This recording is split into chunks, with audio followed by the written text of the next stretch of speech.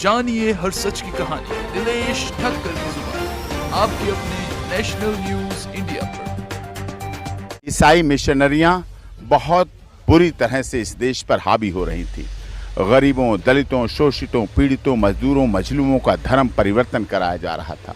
तो ऐसे में संत आशाराम बापू जी ने वो लड़ाई लड़ी और उन्हें निहायत झूठे केस में, बिल्कुल बिना तथ्य के झूठे केस में, जो कार्य उन्होंने कभी किया नहीं, जो कभी ऐसा उनके साथ हुआ नहीं, उस पर भी उन पर ऐसा केस लगाकर उनके साथ साजिश रची गई। झूठा केस बनाया गया, षड्यंत्र किया गया और उनको साजिश के तहत फंसाया। लेकिन हाँ, सत्य परेशान हो रहा है, ये यकीन मानिए पराजित नहीं होगा और एक न एक दिन उनकी जीत होगी, निर्दोष साबित होगी। संत आशाराम बापू जी, जिन्होंने इस देश के सनातन धर्म की रक्षा के लिए और सनातन पद्धति के लिए, हमारे रीति रिवाज परंपरा के लिए, संस्कृति के लिए, हमारे देश के लिए, भारत माता के लिए, हिंदुस्तान के लिए, भारत की संस्कृति को बचाने के लिए उस समय संघर्ष किया जब ईसाई मिशनरियां बहुत बुरी तरह से इस देश पर हावी हो रही थी।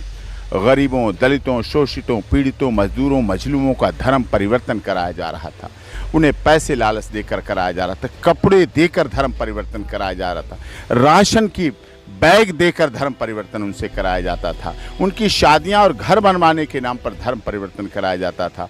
तो इतना विकट ये सब कार्य हो रहा था। तो ऐसे में संत आशाराम बापू जी ने वो लड़ाई लड़ी और उन्हें निहायत झूठे केस में, बिल्कुल बिना तथ्य के झूठे केस में, जो कार्य उन्होंने कभी किया नहीं, जो कभी ऐसा उनके साथ हुआ नहीं, उस पर भी उन पर ऐसा केस लगाकर उनके साथ साजिश रची गई। संत आशाराम बापू जी के केस में जो माइनर का कहा गया, वो माइनर ही नहीं थी। हमारे पास डॉक्यूमेंट उपलब्ध हैं, उसका LIC का डॉक्यूमेंट है, उसमें वो मेजर है। तो ऐसा नहीं हो सकता रिपोर्ट कराने जाते समय वो माइनर हो जाए और उससे पहले वो मेजर थी, ऐसा नहीं हुआ।